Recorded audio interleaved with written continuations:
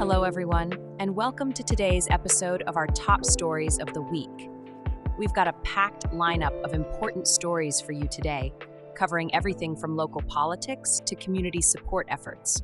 We'll dive into the recent resolution by the Clark County Republican Central Committee condemning political violence, examine a new poll about the causes behind the rise in political unrest, and talk about the Ridgefield Church of the Nazarene's effort to help displaced residents.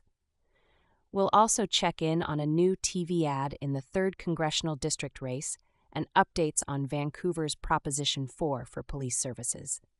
Stay tuned to hear the latest developments in these stories and much more.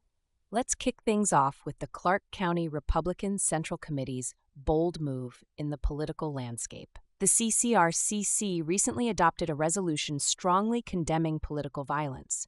What led to this resolution? Was it sparked by recent national or local events? This resolution is a clear stance on the need for peaceful discourse during political disagreements. We'll dive into what this means for the county, and you'll hear quotes from key members who pushed for this action, outlining their reasoning. How might this impact future political events here in Clark County, Washington? Now, speaking of political violence, a related question is, what's causing it? We've launched a poll asking for your opinion on the root cause of the recent surge in political violence. Is it social media, political leaders, or perhaps something deeper within society? This poll is your chance to weigh in, and we'll be analyzing the results soon to see where the community stands on this divisive issue. Make sure to cast your vote.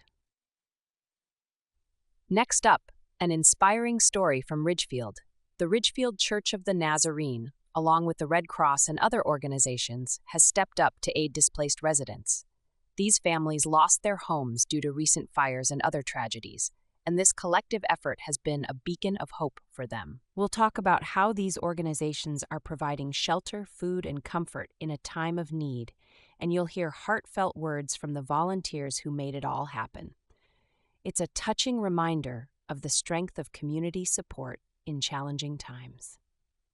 Moving on to the political stage in the 3rd Congressional District, the National Republican Congressional Committee just announced its first television ad in the race. This race is heating up, and the ad signals a strong push from the Republicans.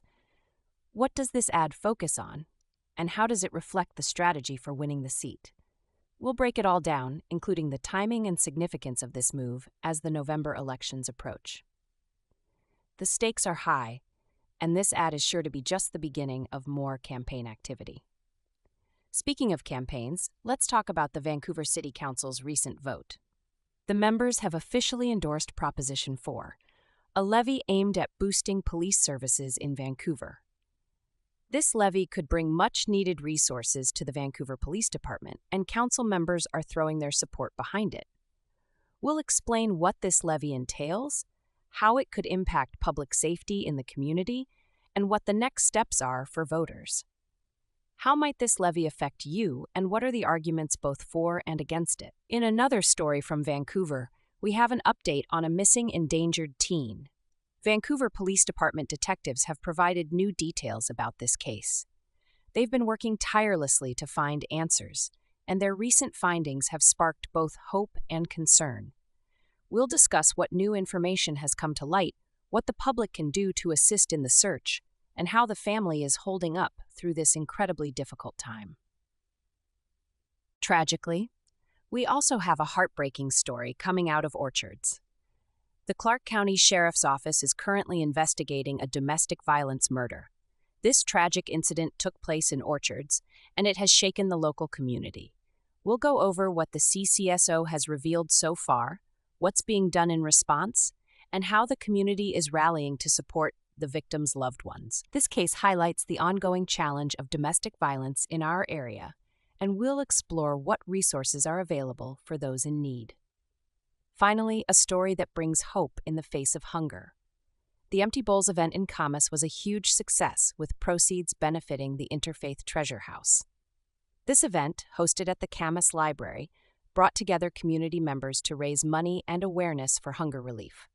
We'll talk about the history of the event, how much was raised, and share some powerful stories from the attendees and organizers. It's incredible to see how a simple event can make such a significant impact on fighting hunger in our local community. That wraps up today's episode. But before you go, don't forget to visit clarkcountytoday.com for more news and updates on all the stories we've covered. If you've got an opinion or story to share, we'd love to hear from you. Send a letter to the editor at ken.v at clarkcountytoday.com. And make sure to cast your vote in this week's poll. What do you think is the root cause of the recent rise in political violence? Thanks for joining us, and have a fantastic weekend. Remember, for all your local news, follow clarkcountytoday.com. Take care.